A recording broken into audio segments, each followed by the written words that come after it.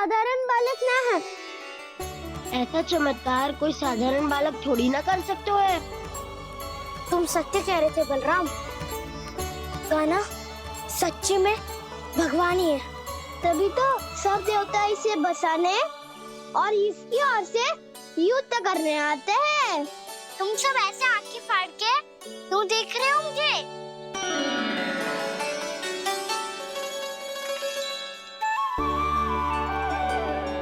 बलराम, तुम बलवान हो और कान्हा भगवान है। दूर दूर तक कोई दिखाई न दे रहा है। ना जाने किस हाल में होंगे बालक। कहीं हम ही तो मार्ग ना भटक गए शीघ्रता के चक्कर में। अब तो एक पग भी ना चलो जा रहे हो। जल, किसी के पास जल है क्या? कंठ तो मेरा भी सूख रहा है मौसी। भाभी, निकट ही जमुना जी है। कहूँ तो वहाँ से जल ले आओ। मैं भी जा रही हूँ भाभी, एक से भले दो। हाँ चल। शीघ्रता से आओ। हाँ।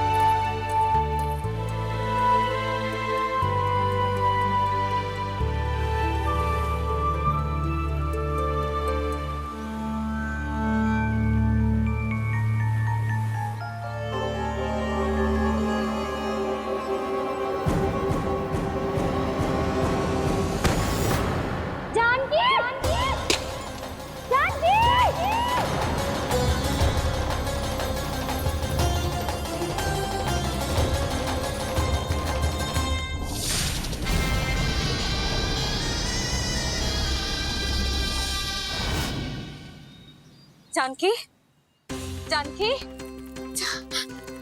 क्या होगा इसे? देखो ना जी, अब छलिया की सूचना मिलते ही हम सब बालकों को ढूंढने चली गई और ढूंढते ढूंढते सबको बहुत प्यास लगी आई जी।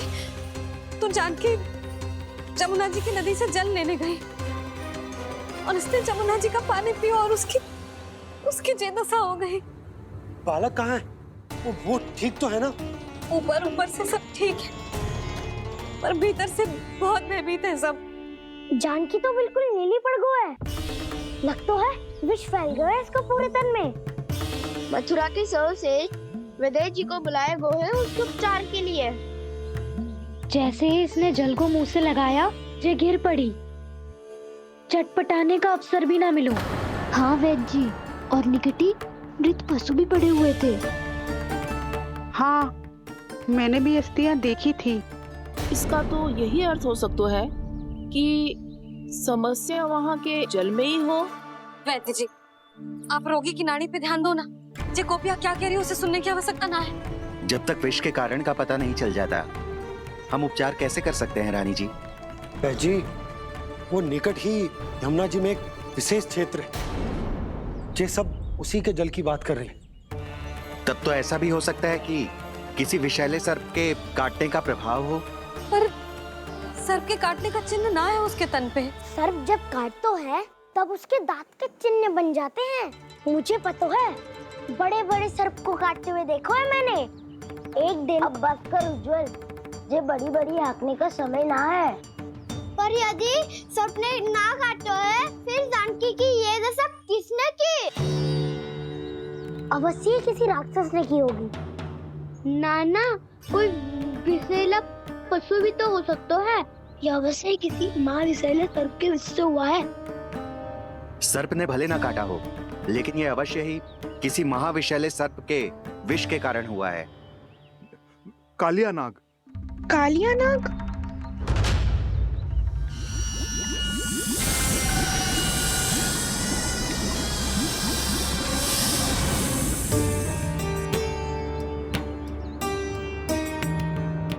संकेतों से तो ऐसा लगता है कि जानकी ने कालिया नाग के क्षेत्र के विशाल जल पी लियो है।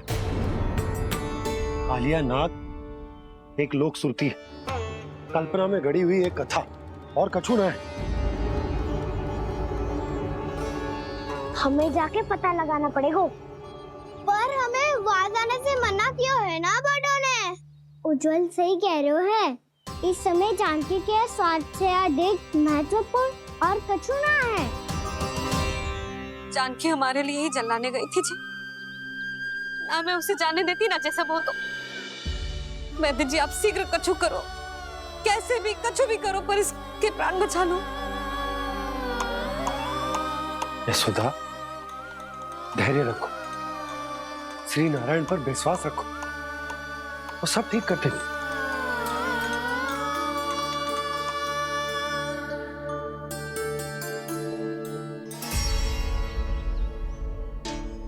विष की काट की मेरे पास जितनी जड़ी बूटी थी मैंने सब अर्क बना के पिला दी, पर इसकी दशा में अभी तक कोई सुधार नहीं दिख रहा है। ये अंतिम जड़ी बूटी है, अगर इससे भी चमत्कार नहीं हुआ तो फिर जो नारायण की इच्छा।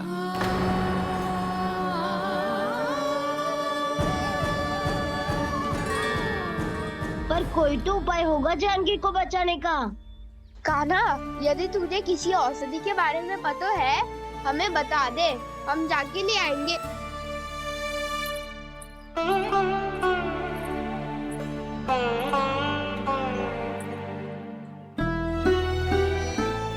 हे नारायण, हे प्रभु, मेरी जानकी के प्राण बचा ले प्रभु। क्या तो मैं अपने आप को कभी क्षमा न कर पाऊंगी। ये सारी मेरे ही कारण बनाई थी। उसकी रक्षा करो प्रभु, मेरी पुकार सुनो। कान्हा, तूने हमें बकासुर से बचाया था ना?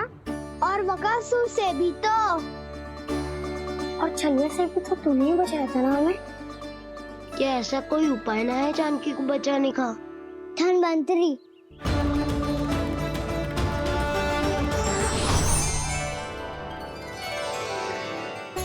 मैं आ गया हूँ प्रभु, चिंता मत कीजिए, आपके आदेश का पालन अवश्य होगा।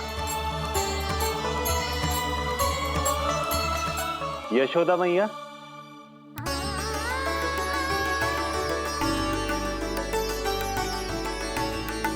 मैया आपको कोई पुकार रहा है।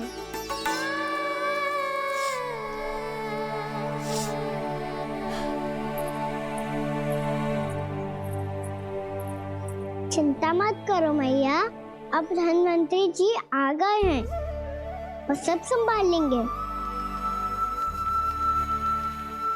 धन्वंतरी जी कौन है? जिन्होंने संसार का आयुर्वेद दिया,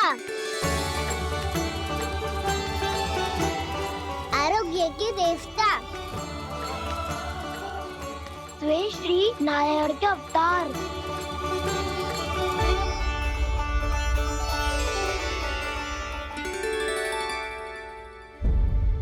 मुझे पता चला है कि आपको वेद की आवश्यकता है। हाँ, भीतर आइए।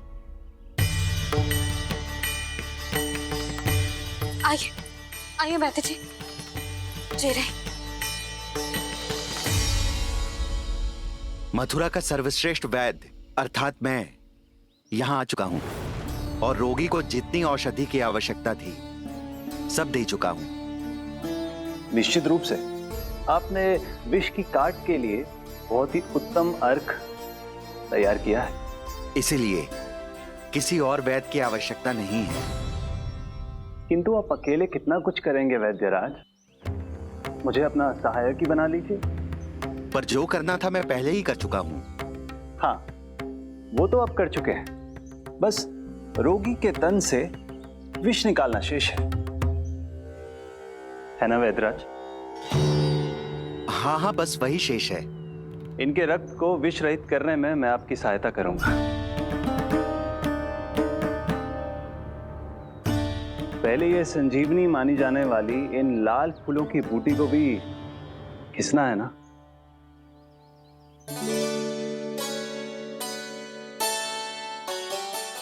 हाँ हाँ, तुम सही कह रहे हो, इसे अच्छे से घिसो।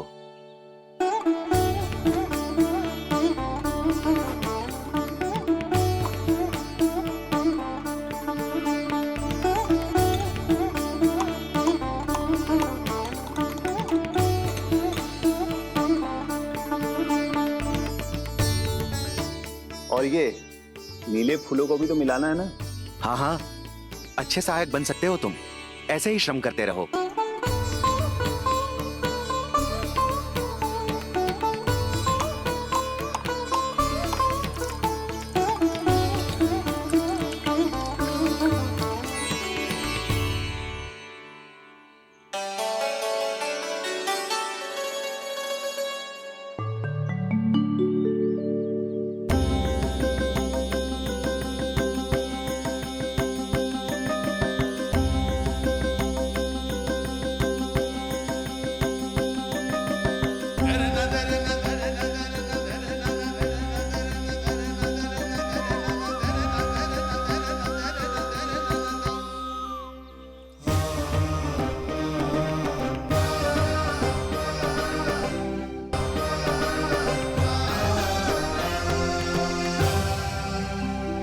जानकी स्वस्थ तो हो जाएगी ना धन्वंतरी जी? धन्वंतरी? प्रभु, अब मैं क्या करूं? आपने तो स्वयं ही मेरी पहचान उजागर कर दी।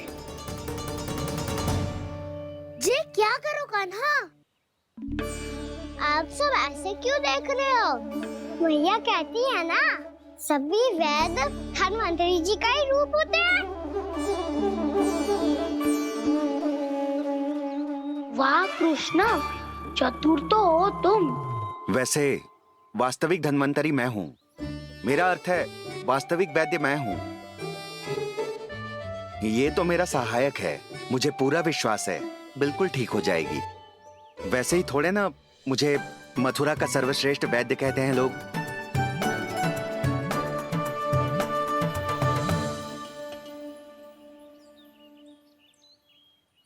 जसोदा भाभी, जसोदा जी, जानकी को चेतना आ गई। जानकी, जानकी, जानकी, तू ठीक है ना? क्षमा करना भाभी, मैं आपके लिए जल ना ला पाई। बस बहुत भूख लगी है। मैं अभी कच्छ लाती हूँ। जानकी माखन खाओगी?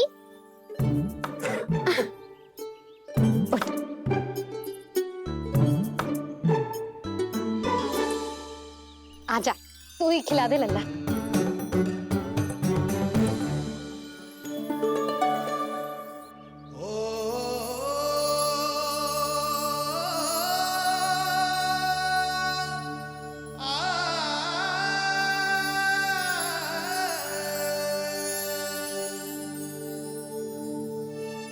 तुम सब मेरे लल्ला को माखन चोर कहती हो ना? आज देखो, अपना ही माखन जानकी को खिला रहे है।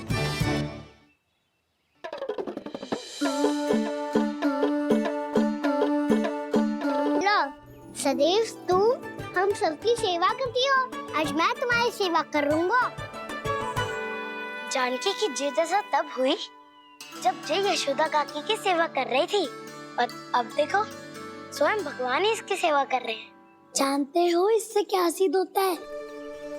जो भी यशोदा मैया की पूजा करेगा, अर्थात अपने माता पिता की सेवा करेगा, उनके साथ सम्मान से व्यवहार करेगा, ईश्वर स्वयं उसका ध्यान रखेंगे। कभी धन्वंतरी के रूप में तो कभी स्वयं कान्हा के रूप में। भक्त और भगवान का देखो कैसा ये अनुराग, स्वयं करे सेवा प्रभु, अद्भुत गोपी का भाग्य। प्रभु इन सब पृथ्वीवासियों से कितना घुल मिल गए हैं। ना तो ये प्रभु को भगवान मानते हैं और ना ही प्रभु अपने आप को इनसे सर्वश्रेष्ठ समझते हैं। अपने आचरण से ये सिद्ध कर रहे हैं कि ये सभी में हैं और सभी इनका ही अंश है।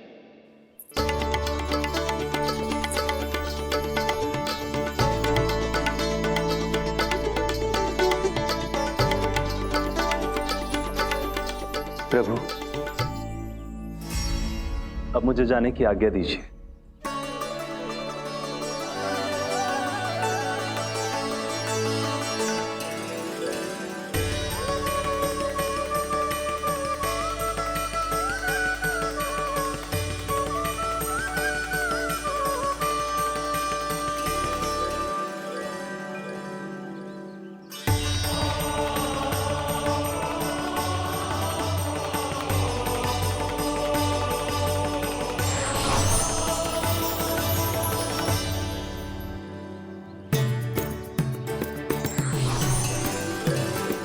कान्हा ने तो सच्ची में धन्वंतरी जी को बुला लिया था।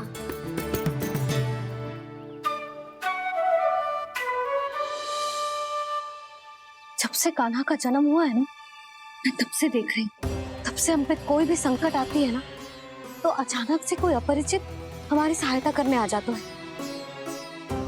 और जाते समय कान्हा की आज्ञा लेके जाते है, और कभी कभी तो इसे प्रभु बोल के जाते है। बाबा संभालो।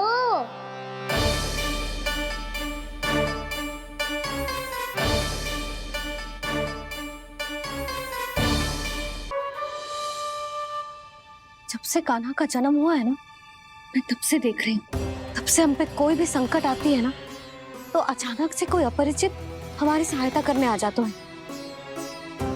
और जाते समय कान्हा की आज्ञा लेके जाते हैं, और कभी कभी तो इसे प्रभु बोल के जाते हैं। बाबा संभालो। यशोदा, इस जानकी को चढ़ो है और विचित्र विचार तुम्हारे मन में है। अरे सब जानते हैं कि हमारा परिवार राजसी है। तुम्हें पता ना चलते हो पर हमारे कान्हा को सब राजकुमार ही समझते हैं देखकर। इसीलिए उसे सम्मान देने के लिए सब ऐसा ही करते हैं, और कोई बात ना है।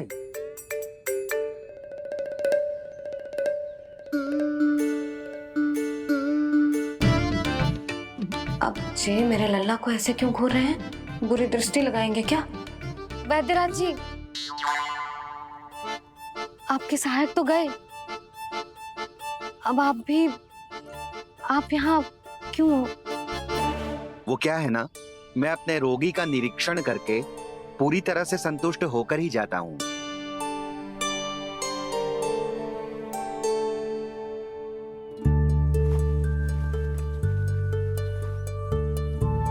हाँ, संकेत तो अच्छे हैं, कल सुबह तक बिल्कुल ठीक हो जाएगी। धन्यवाद वैद्य जी।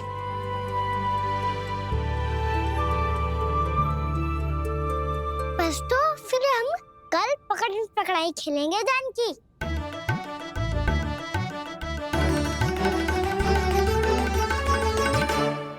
भानु, बंसी, जाकर उस क्षेत्र के चारों ओर बाड़ बनवा दो और वहां सूचना पट्ट भी लगा देना, ताकि जानकी के साथ जो हुआ है वो किसी और के साथ ना हो।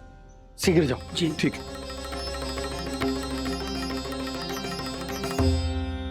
बाड़ और सूचना पट लगवाने से समस्या का समाधान नहीं होगा बाबा। निर्दोष पशु सूचना पट देखकर भी कुछ समझ नहीं पाएंगे।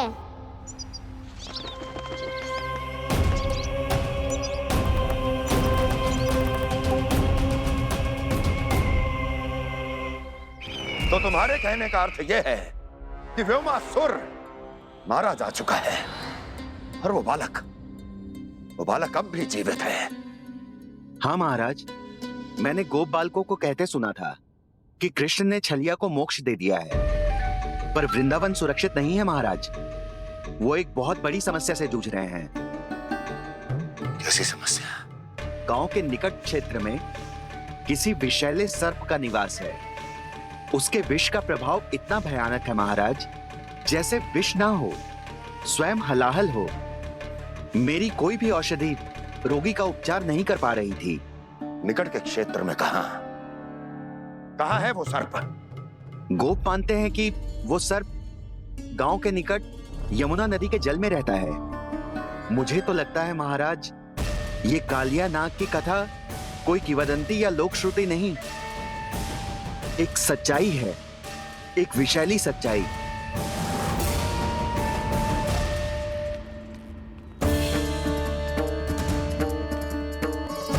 कालिया का सामना करने का समय आ गया है, पर उससे पहले मुझे बुलाना होगा उन्हें।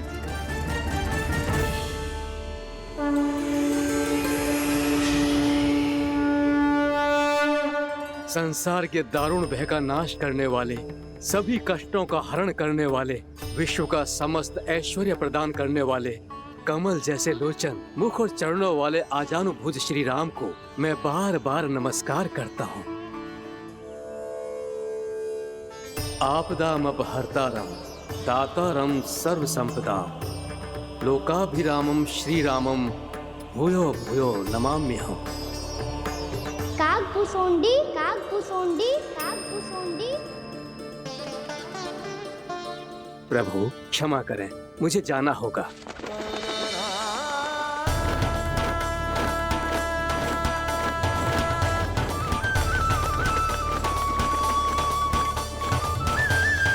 प्रणाम प्रभु। अनेक बार मैं आपके दर्शनों के लिए आया प्रभु। कभी नंद भवन के झरोखों से आपके दर्शन करके चला जाता था, तो कभी दूर किसी वृक्ष की आड़ से आपको निहार लिया करता था। आज आपने स्वयं मुझे बुलाकर धन्य कर दिया प्रभु।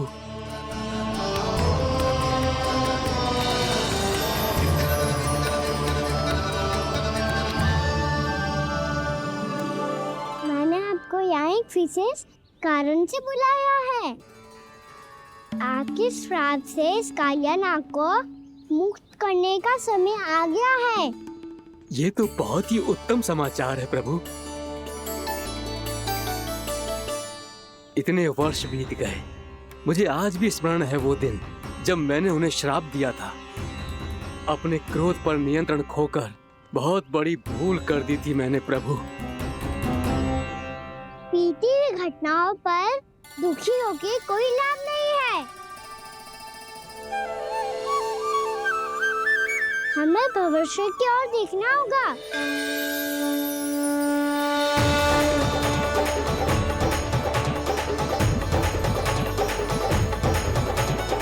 आदेश कीजिए प्रभु, क्या आज्ञा है आपकी?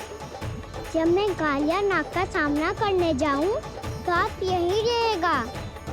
आपको अपने आप पता चल जाएगा कि कब क्या करना है। और हाँ, लौटते जाते समय नारद मुनि से कहेगा, वो आकर मुझसे भेंट करे। अवश्य प्रभु, प्रणाम। क्या इसने सच्ची में देवर्षि नारद को बुलाया है? नारायण नारायण, आपको संदेश भेजने की आवश्यकता नहीं थी। आप स्मरण करते और मैं चला आता। तुम्हारा कल्याण हो नारद।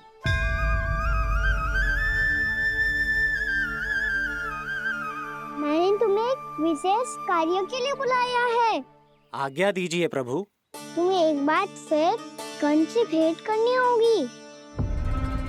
विचार कीजिए महाराज, क्या आप बिना किसी शंका के कह सकते हैं कि कौन सी पंखुड़ी पहली है और कौन सी आठवीं? उस दुष्ट से भेंट करना स्वयं कीचड़ में उतरने के समान है प्रभु। कमल पुष्प प्राप्त करना हो तो कीचड़ में उतरना पड़ता है नारद। आपका आदेश तो मैं स्वप्न में भी नहीं टाल सकता प्रभु। कंस कालिया नाग के बारे में जान गया है, पर वो उसका सामना करने का साहस नहीं कर पाएगा। मैं आतुर हूँ प्राप्ति, मूर्ख नहीं। मेरी बुद्धि फिर नहीं गई है। मैं स्वयं उस कालिया जैसे महाविषैले सर्प के सामने खड़ा हो जाऊं और अपने ही काल को आमंत्रित कर लूं। तो फिर अपने लाभ के लिए उसका प्रयोग करने का कोई और उपाय सोचिए स्वामी।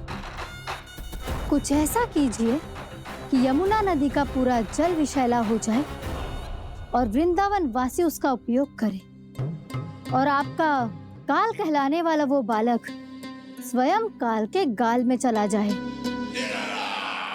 उत्तम उत्तम सुझाव है प्राप्ति। अब मुझे उस कालिया तक पहुंचने का मार्ग ढूंढना होगा, उसको विवश करने का कोई उपाय ढूंढना होगा, क्योंकि व्यक्तिगत रूप से उससे भेंट करना असंभव है, असंभव। आप सही कह रहे हैं प्रभु। कंस में उतना सामर्थ्य नहीं कि वो कालिया नाग का सामना स्वयं कर सके। वैसे तो कालिया गरुड़ देव का भी सम्मान नहीं करता, तो फिर वो कंस का सम्मान क्यों करेगा भला? नहीं करेगा, पर कंस तुम्हारा सम्मान अवश्य करेगा। नारद तुम्हारी बातें भी सुनेगा और मानेगा भी। ये मेरी योजना का बहुत ही महत्वपूर्ण भाग है।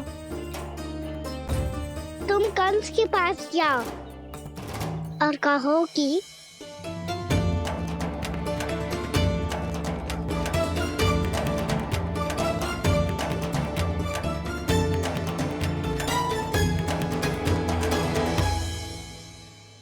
संतान अपने माता पिता को तीर्थ का सौभाग्य दिलाती, पर मेरा लल्ला कितना महान है कि उसने हमारे घर को ही तीर्थ बना दिया। ऐसा तीर्थ जहां मेरी आंखों के सामने भक्त और भगवान का मिलन हो रहा है। जो आज्ञा प्रभु।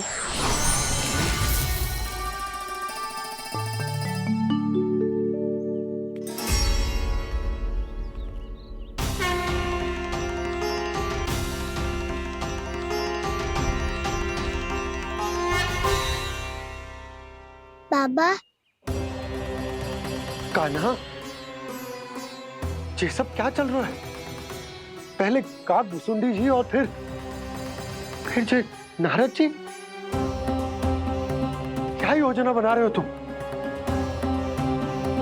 कान्हा, बताना लल्ला, क्या सोच रहे तू? कान्हा देख, अगर तुझे अपने बाबा को ना बताना हो ना, अपने भक्त को बता दे। क्या सोच रहे हो लल्ला? क्या करने वाले हो आप?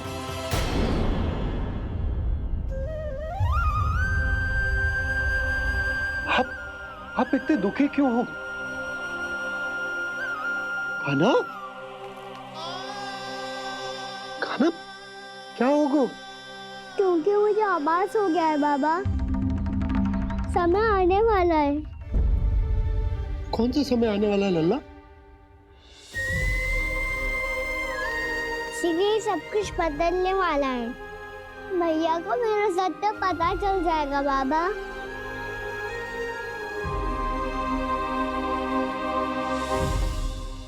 पर लल्ला, इसका काग भुसुंडी और कालिया नाग से क्या संबंध है? ऐसा क्या हुआ था और क्या होने वाला है?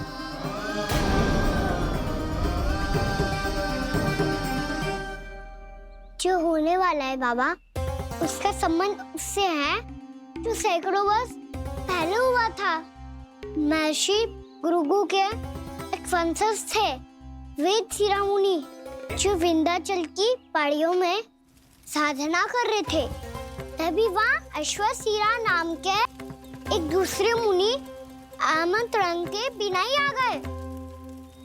कितना सुंदर और शांतिपूर्ण आश्रम है। यहाँ प्रभु की साधना करने में बहुत आनंद आएगा। शीघ्र ही अश्वशिरा मुनि उपस्थिति के कारण होने वाले व्यवधान से बाध्य होकर वेद शिरा मुनि ने अपनी आंखें खोली। कौन हो तुम और यहाँ क्या कर रहे हो? आपके आश्रम में बहुत शांति है मुनिवर। साधना करने के लिए बहुत ही उत्तम स्थान है ये। मैं चाहता हूँ कि मैं भी यहाँ। आप यहाँ साधना करना चाहते हैं, लेकिन इतना भी नहीं जानते कि किसी के आश्रम में प्रवेश करने से पहले उसकी आज्ञा लेनी चाहिए। आप ये भी नहीं जानते कि यदि कोई यज्ञ कर रहा हो तो बिना अनुमति के वहाँ प्रवेश करने से उसकी यज्ञ साधना भंग हो सकती है। आप क्या साधना करेंगे मुनि? आप तो साधना के योग्य ही नहीं हैं। इतना अपमान! एक मुनि के मुख से इतने कड़वे शब्द शोभा नहीं देते। मैं तुम्हें श्राप देता हूँ, जितनी विषैली तुम्हारी जिह्वा है उतने ही विषैले सर्प बन जाओ तुम। और ऐसा सर्प जो सांस भी ले तो निकट का वातावरण दूषित हो जाए। तुम्हारे इस दुस्साहस के लिए मैं तुम्हें श्राप देता हूँ कि तुम अभी इसी क्षण कौवा बन जाओ, और ऐसा कौवा जो कांव कांव करके अनर्गल प्रलाप करता रहे।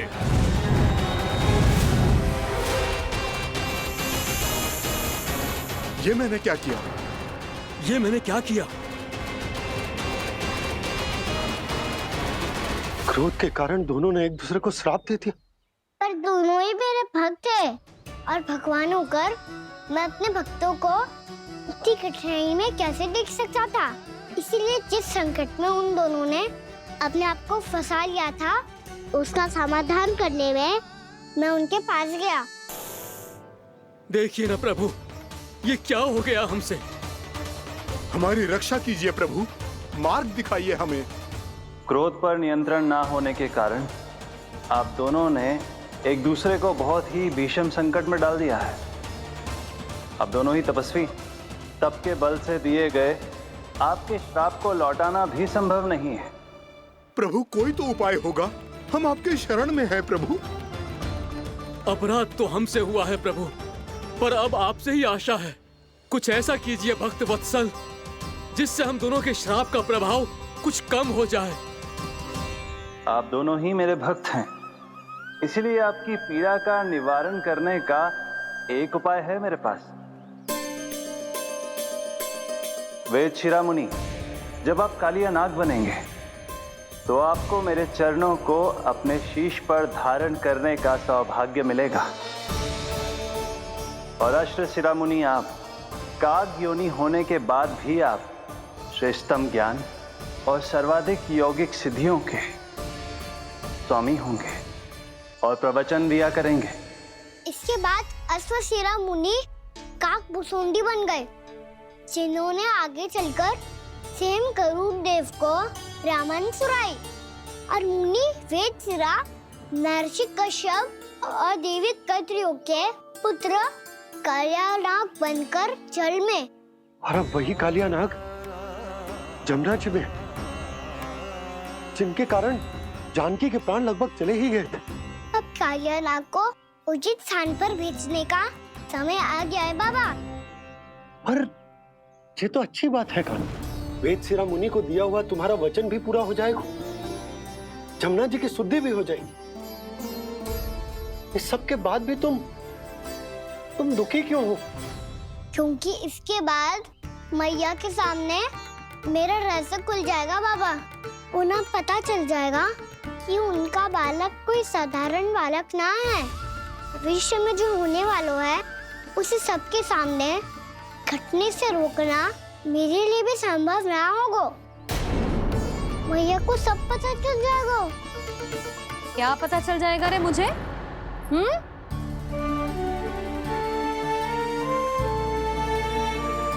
यही कि सबसे अधिक प्रेम मैं आपसे ही करता हूँ। अब बस भी कर, चलो भोजन के लिए बुलाने आई थी तुम दोनों को। भूखा थोड़े ना रहने दूंगी अपने लल्ला को, मेरा लल्ला दुर्बल हो जाएगा ना। आप खिलाओगे तो ही खाऊंगा। हाँ ठीक है, मैं ही खिलाऊंगी। अब चल, आओ जी, चल।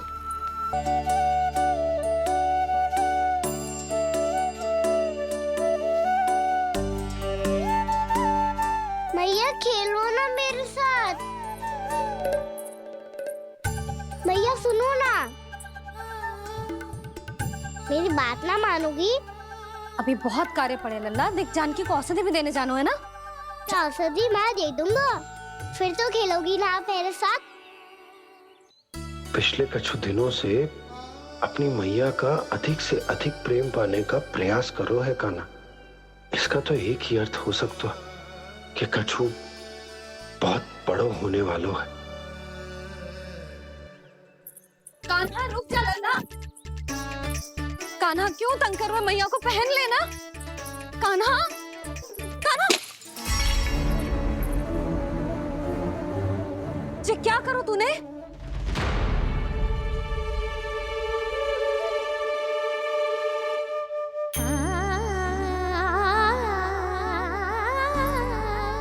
अच्छा ठीक है, अब मुंह लटकाने की आवश्यकता ना है।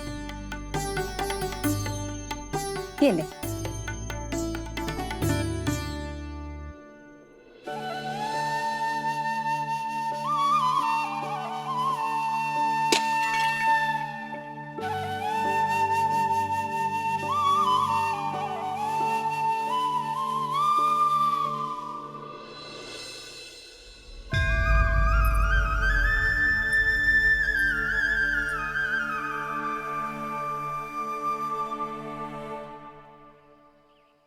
तंग करे मैया को खिजाए, खेले रूठे मनाए, लीला अनोखी करके शरारत, कान्हा दंड भी पाए।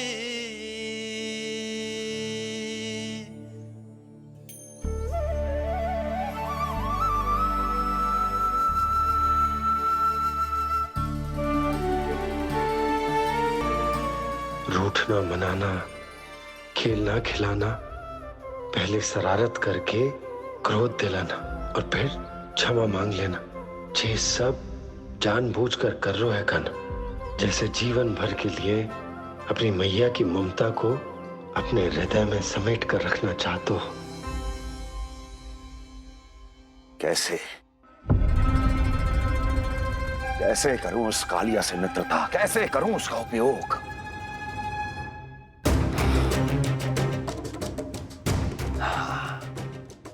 उस पर आक्रमण कर देता हूं और उसे किसी ना किसी तरह से यह विश्वास दिला देता हूं कि यह आक्रमण उस विष्णु अवतार ने किया है। फिर वो क्रोध में आकर सारे वृंदावन वासियों को अपने विष से समाप्त कर देगा।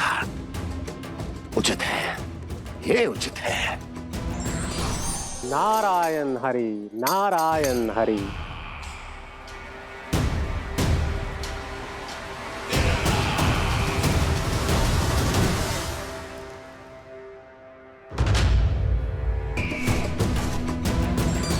नारायण हरि, नारायण हरि।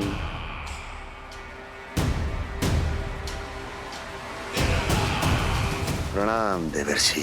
किस योजना में कितना लाभ है और कितनी हानि, यह आंकलन करते करते थक गए होंगे मथुरा नरेश। देवर्षि, आज मेरा ध्यान कैसे आ गया आपको? आप तो सदैव ही मेरे ध्यान में रहते हैं महाराज कंस। सत्य तो यह है कि मथुरा में जो भी हो रहा है मुझसे छिपा हुआ नहीं है। मैं जानता हूं कि आप किसी भी असुर को वृंदावन क्यों ना भेजें, और वो असुर कितना भी शक्तिशाली क्यों ना हो, कृष्ण का सामना नहीं कर पाता। या तो पराजय स्वीकार करके आपके पास लौट आता है, या तो फिर वीर गति को प्राप्त हो जाता है।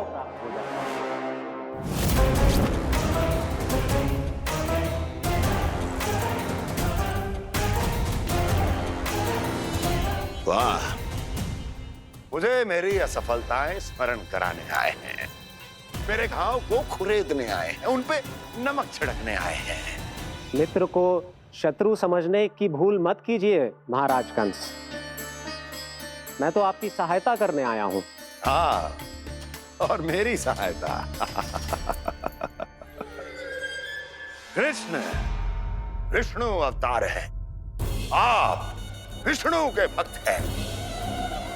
मैं हूं विष्णु द्रोही, फिर भी तो आपके आराध्य को हानि पहुंचाना चाहता है, उसकी सहायता करना चाहते हैं आप। क्या आप निश्चित रूप से कह सकते हैं कि आप ब्रह्मांड के सभी नियमों को अच्छी तरह समझते हैं? अवश्य। आपके लिए बस इतना ही जानना पर्याप्त होगा कि मैं जो कुछ भी कर रहा हूं उसके लिए मेरे व्यक्तिगत कारण हैं। मैं तो बस आपके हित में पिछली बार की तरह एक सुझाव लेके आया था, पर यदि आप मेरा सुझाव सुनना भी नहीं चाहते तो आपकी इच्छा। नारायण हरि, नारायण हरि।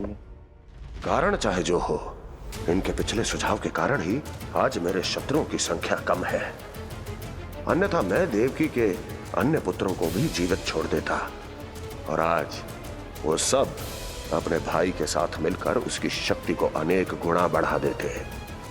ठहरिए देवऋषि।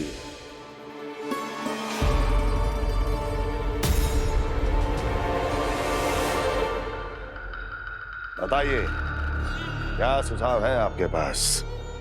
मेरे सुझाव का नाम है कालिया नाग।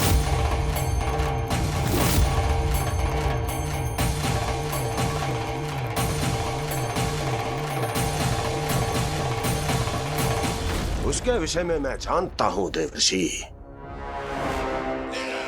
तो समस्या ये है कि मैं स्वयं उससे मिलने नहीं जा सकता, उससे भेंट नहीं कर सकता। उस कृष्ण की हत्या के लिए उसको वृंदावन जाने के लिए तैयार नहीं कर सकता। तो मत जाइए उसके सामने और ना उसे भेजिए कृष्ण के सामने। हर बार आप किसी ना किसी असुर को अपने शत्रु के क्षेत्र में भेजते हैं, जहां शत्रु उसका सामना करने के लिए पूरी तरह से तैयार होता है और आपका असुर मारा जाता है। इस बार शत्रु को युद्ध स्थल चुनने का अवसर मत दीजिए महाराज। इस बार योजना का जाल ऐसे बुनिए कि कृष्ण स्वयं उसके पास जाने के लिए विवश हो जाए। कालिया नाग स्वयं काल है, मृत्यु का दूसरा नाम है। उसके विष का उपयोग अपने लाभ के लिए कीजिए महाराज। वैसे कालिया के विष की अधिकता का अनुमान तो होगा ही आपको।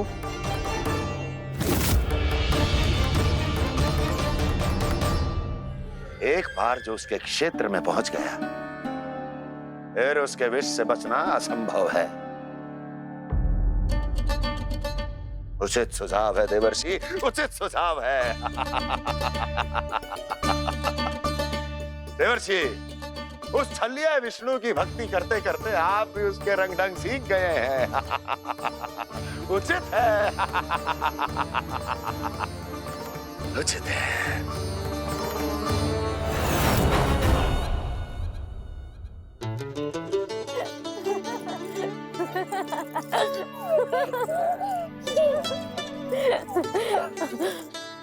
बस बस, बहुत आनंद ले लियो लला।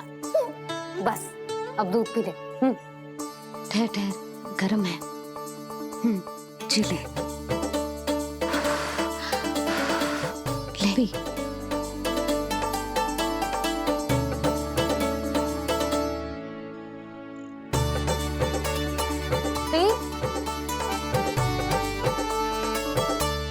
मैं ना होती तो ना जाने क्या होता तेरा। अपने आप दूध भी ना पी सकते है, भावला कहीं का। आपकी इस प्रेम के लिए तो मैं धरती पे आया हूँ मैया।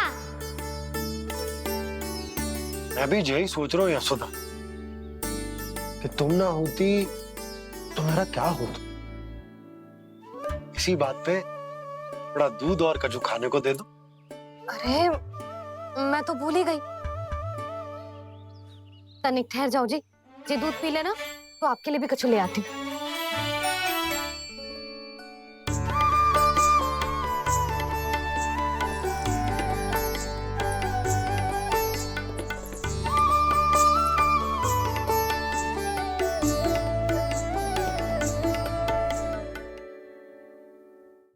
प्रणाम महाराज। आपकी आज्ञा के अनुसार बिल्कुल वैसा ही पत्र तैयार किया है जैसा आप चाहते थे।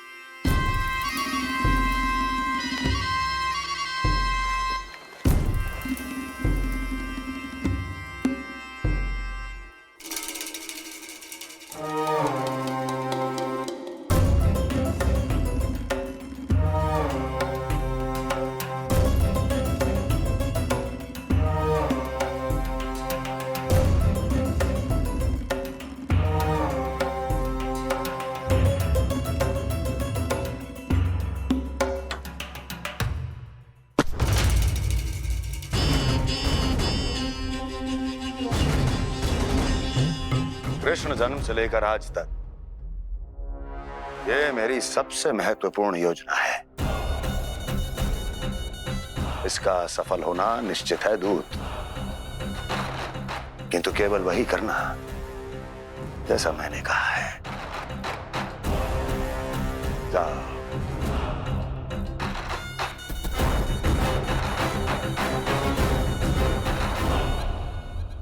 कान्हा,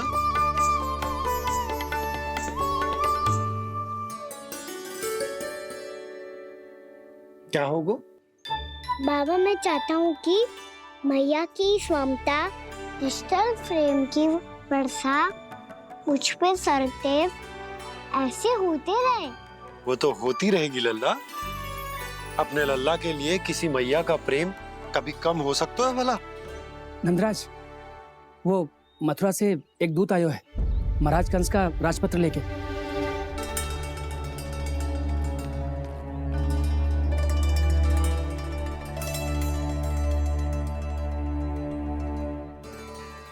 कान्हा, अब क्या करने वाला है?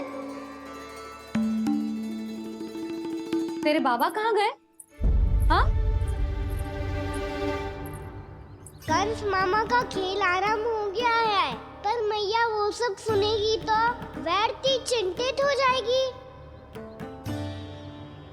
बस थोड़ा बाहर गया मैया, कछु खा लिए से। बाहर इस समय? मैया, क्या होगा? मैया देखो ना, पीठ पे कछु हो रहा है। मेरा हाथ ना पहुंचो, आप करो ना। दिखा यहाँ। क्षमा करना मैया, पर अभी बाबा को ही संभालने दो ये सब। कहिए, क्या संदेश लाए हैं आप? नहीं नंदराज, नहीं। महाराज कंस का आदेश है कि ये संदेश सभी गांव वालों के साथ ही पढ़ा जाए। ठीक है, मैं गांव वालों के सामने पढ़ दूंगा, पर मुझे तो दीजिए पढ़ने के लिए। महाराज की आज्ञा का पालन करना आपके लिए भी आवश्यक है नंदराज। सभी गांव वासियों की सभा बुलाइए। बंसी, सभी गांव वालों की सभा बुलाओ। राजपत्र में ऐसा क्या संदेश भेजो है कंस ने? अब मेरे पत्र को पढ़कर सब भौचक के रह जाएंगे। और वो कृष्ण, उस कृष्ण के पांव के नीचे से तो भूमि खिसक जाएगी, आकाश फट पड़ेगा, बिजलियां गिर जाएंगी। प्राप्ति, ओ प्राप्ति, कंस का पत्र। स्वयं को बहुत अधिक शक्तिशाली समझता है ना वो। अब देखता हूं कैसे वो इस महासंकट का सामना करता है। वो कृष्ण, वो अपनी मृत्यु स्वयं चुनेगा या मृत्यु की वेदी पर चढ़ा देगा प्रिय वृंदावन वासियों को।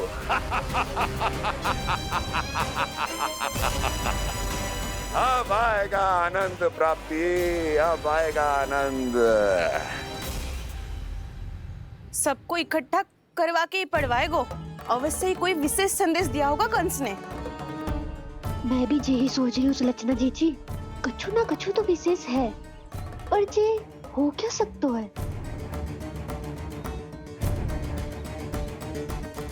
ऐसा कहा हो सकता है?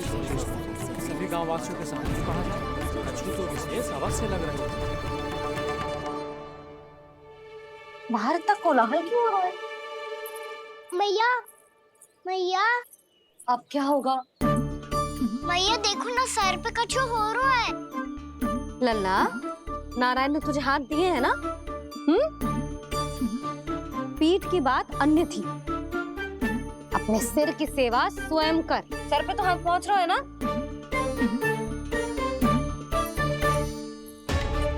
मैया सुनो ना, मैया देखो ना, तीव्र कर कछु हो रहा है। मैया देखो ना, तीव्र कछु हो रहा है।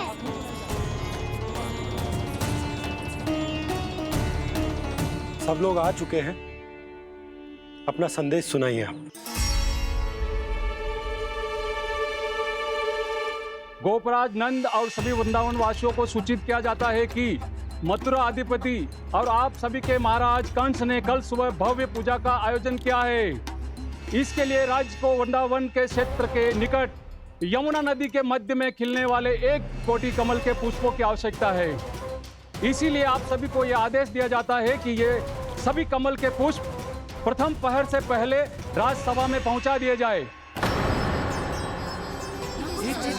तो सारे वो भी प्रथम पहर से पहले कैसे हो सकते हैं? यदि आप ऐसा करने में असफल रहे तो इसे राज आज्ञा का उल्लंघन माना जाएगा। और राजद्रोह के आरोप में आप सभी को कड़े से कड़ा दंड दिया जाएगा। स्मरण रहे, यदि कल की पूजा में इन 1 कोटि कमल के पुष्पों का ना पहुंचने के कारण कोई व्यवधान आया तो समस्त वृंदावन वासियों को दोषी माना जाएगा और पूरे गांव को निवासियों सहित धूल में मिला दिया जाएगा। कल प्रथम पहर तक का ही समय है आप सबके पास।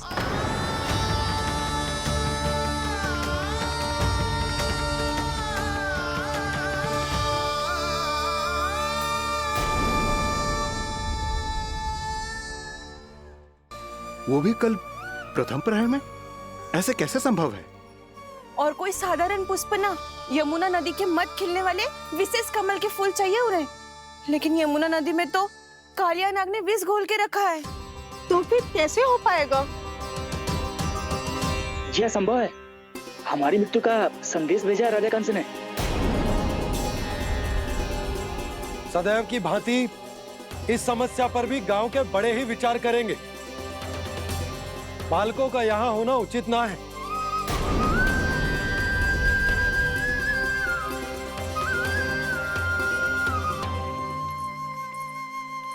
लल्ला, ले जे गेंद ले, जा अपने सखाओं के साथ खेल। सुबह उज्जवल, मधुमंगल वसंता, देखो भैया ने क्या दिया है। चलो खेले, बहुत आनंद आएगा आज।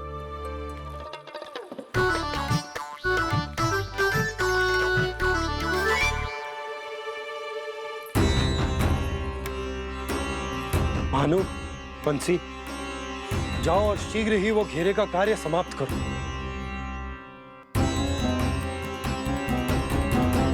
पर कछु ना कछु तो करना पड़ेगा ना। पर हम कर ही क्या सकते हैं? पुष्प लाने को और कोई उपाय है भी तो ना। मैं चला जाऊंगा जमुना जी में। वैसे भी मेरे जीवन के कितने दिन शेष बचे हैं। गांव के लिए, समाज के लिए कुछ करके मरूं, तभी तो शांति मिलेगी। ना काका, यदि आप उस विषैले जल में छलांग लगा भी दोगे, किंतु 1 कोटि कमल पुष्प एकत्रित कर पाना आपके लिए संभव ना है। इससे अच्छा है कि मैं चला जाऊं। यदि मैं मर भी गया तो मेरे पीछे रोने वाला कोई ना है। किसी को कहीं जाने की आवश्यकता ना है।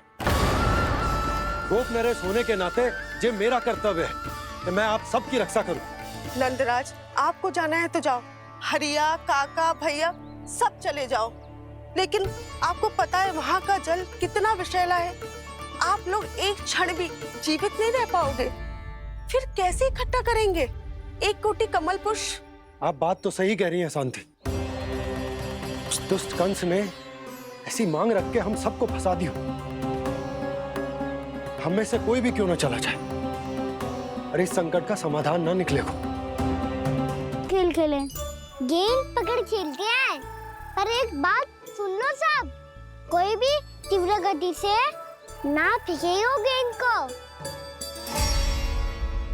भैया ने स्वयं बनाई है मेरे लिए। सब तैयार हो?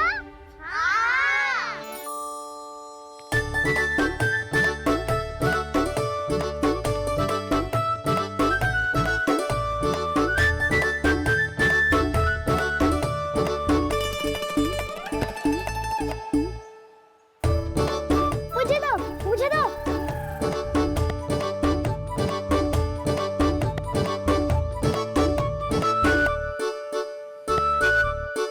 मुझे दो, मुझे दो।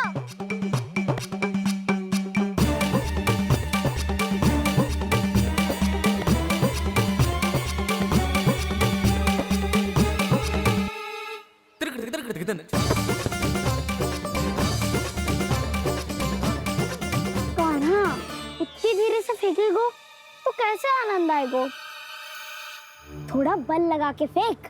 हाँ कान्हा, हम अभी बड़े हो गए हैं, तू अब भी छोटे बालकों की तरह फेंक रहा है।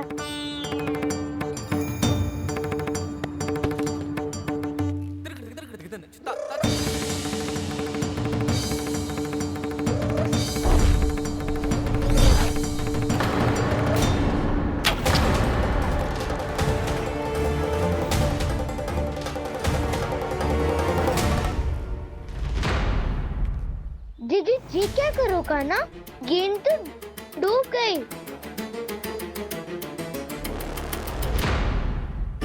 अच्छा, तो ये सब इसकी योजना का भाग था ताकि ये कालिया का सामना कर पाए।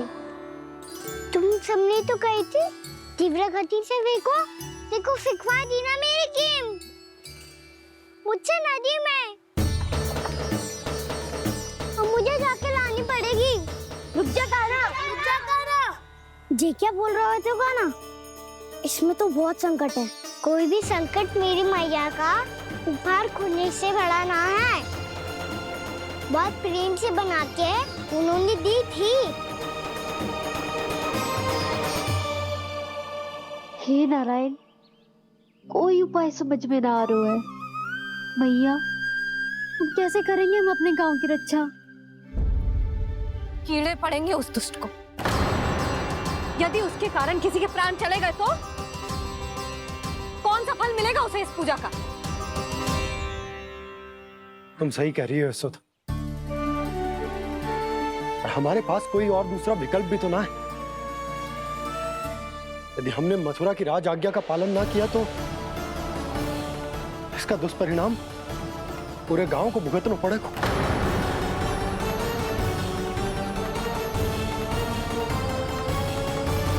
कान्हा, तुम्हें पता है कि तो भगवान है, दिव्य है, बहुत शक्ति है तुझमें। पर फिर भी हम तुझे विषैले जल में ना जाने दे सकते। कुछ होगा तो तुम सब इतनी हट कर रहे हो तो ठीक है, ना जाऊंगा। गेंद कहाँ गिरी है, कितनी दूर गई है, ये तो देख लूं, ताकि उसे बाहर निकालने का कोई उपाय ढूंढता हूँ।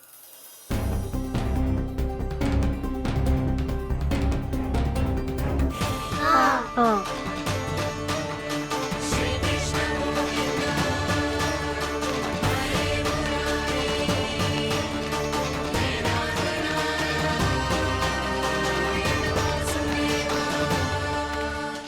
कान्हा की ये लीला तो समझ ही नहीं आ रही। पहले इसने देवश्री नारद को मथुरा जाकर कंस को भड़काने के लिए कहा, फिर स्वयं ही दुखी भी हो गया कि अब इसका रहस्य सबके सामने खुल जाएगा। और अभी स्वयं ही तो इसने कहा था कि गेंद बहुत महत्वपूर्ण है, फिर स्वयं ही उसे नदी के विषैले जल में फेंक दिया।